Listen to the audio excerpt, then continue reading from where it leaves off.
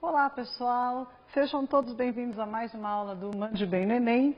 Como vocês sabem, nessa aula nós vamos responder as questões que vocês nos enviaram no e-mail mandebemnaresposta@mandebem.com.br.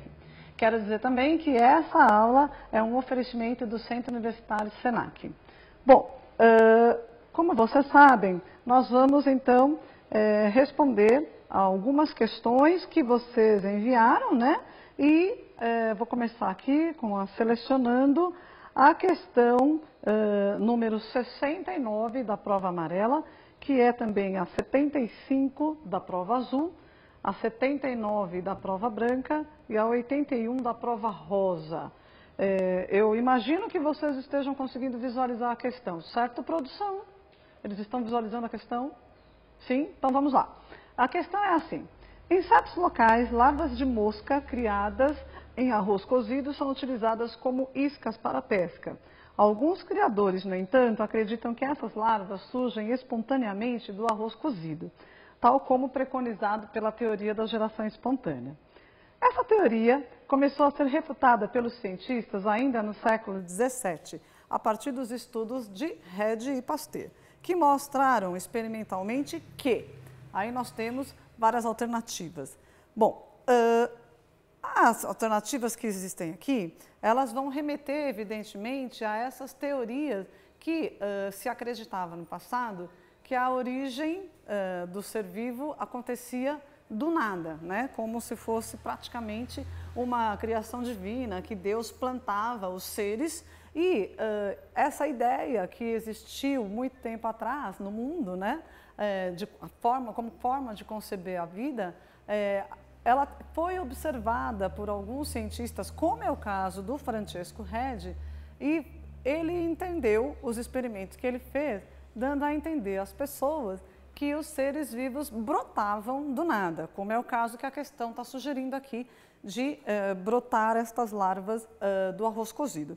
Então, eu quero mostrar para vocês um slide para a gente ver quem era o Francesco Redi e entender o experimento dele. Essa pergunta se enquadra dentro daquela parte das nossas aulas de natureza de história da ciência. Vocês conseguem ver o slide aí? Tá, muito bem. Olha só, quando a gente olha os três frascos, a gente consegue observar que no primeiro não entra mosca nenhuma. No segundo, as mosquinhas também não entram. E no terceiro, as moscas entram. O que aconteceu? Ele disse o seguinte, aqui a gente tem o aparecimento dessas moscas porque elas nasceram do nada desta carne. Porque nos frascos onde estão fechados, as moscas não nasceram, tá certo? Então, as moscas nascem do nada e saem nesse frasco que está aberto, nos outros dois não. Então, ele entende que há uma geração espontânea. Por outro lado, o Pasteur, quando faz o mesmo experimento, ele entende ao contrário. E o entendimento é tão ao contrário que eu já fico até com dificuldade de explicar o pensamento do Redi, né? Como vocês percebem. O Pasteur disse o seguinte, na verdade, nos frascos fechados, as moscas não conseguem entrar. Portanto, elas não conseguem depositar os seus ovos lá dentro. E no frasco aberto, as moscas entram, deixam os seus ovos e, portanto, nascem novas moscas a partir dos ovos das moscas que haviam entrado dentro do frasco, né?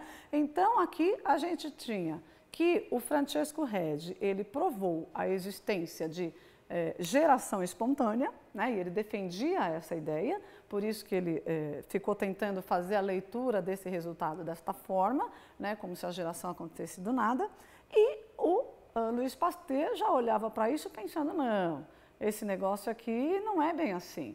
Para nascer um ser vivo, a gente tem que ter um outro ser vivo entrando lá e deixando o seu material genético, os seus ovos. Muito bem, e essa briga, nessa forma de ver o mesmo experimento com duas interpretações diferentes, persistiu por um tempo, até que vocês vão ver no próximo slide, a gente tem o Louis Pasteur fazendo um outro experimento. Ele está segurando aí 2 balões volumétricos, aonde ele colocou digamos assim, um caldo nutritivo, né, como se fosse uma sopa, em um deles. E aí o que ele fez? Ele não está para ver ainda essa figura, mas o que ele fez foi aquecer este caldo. E ao aquecer este caldo, ele entende que a gente mata todos os micro-organismos que estão lá dentro, né? E aí, então, ao fazer isso, as bolhas, ou melhor, bolhas não, os vapores de água que ficaram presos, vocês veem que tem um bico longo aqui nesse balão volumétrico que está na mão esquerda dele, né? Esse bico longo é de vidro, ele é chamado pescoço de cisne. Então, quando a gente aquece esse balão, formam gotículas de água que ficam impedindo a entrada de ar dentro desse balão. Então, como não entra ar, também não entram micro-organismos.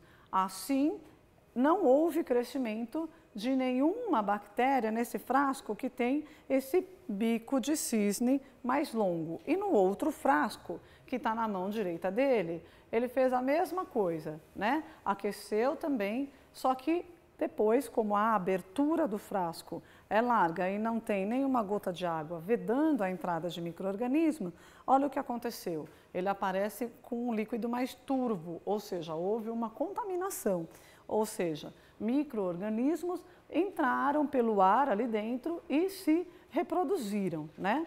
Então, o Louis Pasteur, quando faz este experimento, ele consegue colocar fim à grandiosíssima discussão da ciência naquela época, que era: os seres vivos nasceram espontaneamente do nada, por uma obra divina, ou para que um ser vivo possa existir, há a necessidade de existir outro ser vivo anterior a ele, para que possa então deixar os ovos e então termos essa continuidade de existência de vida.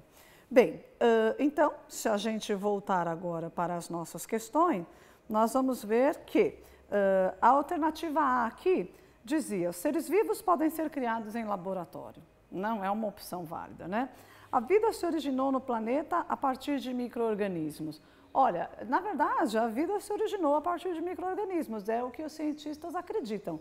No entanto, o que a pergunta está perguntando é outra coisa. Vejam, eles estão perguntando o seguinte, que essa teoria passou a ser refutada pelos experimentos de Regis e Pasteur, que mostraram experimentalmente o quê?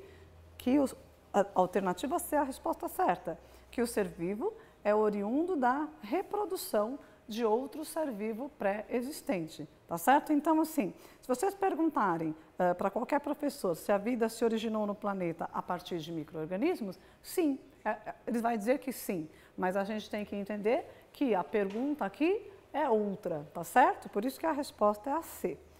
Vamos lá, se a gente olhar para as alternativas D e E, a gente vai ver que os seres vermiformes e micro-organismos são evolutivamente aparentados. São, mas e aí o que também não tem nada a ver com essa pergunta? Vermes e micro-organismos são gerados pela matéria existente nos cadáveres e nos caldos nutritivos, respectivamente. Não, embora a gente tenha um experimento com fragmentos de carne e outro com uma sopa, digamos assim, também não é o caso dessa resposta, tá? Muito bem, se alguém tiver alguma dúvida depois dessa explicação com relação a essa questão, pode escrever que a gente vai respondendo, ok? Enquanto isso, nós já vamos passar para a nossa próxima questão.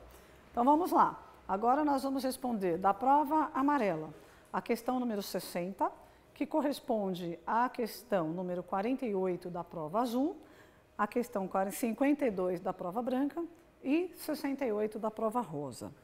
Aqui, a questão era a seguinte: o milho transgênico é produzido a partir da manipulação do milho original, com a transferência para este de um gene de interesse retirado de outro organismo de espécie diferente.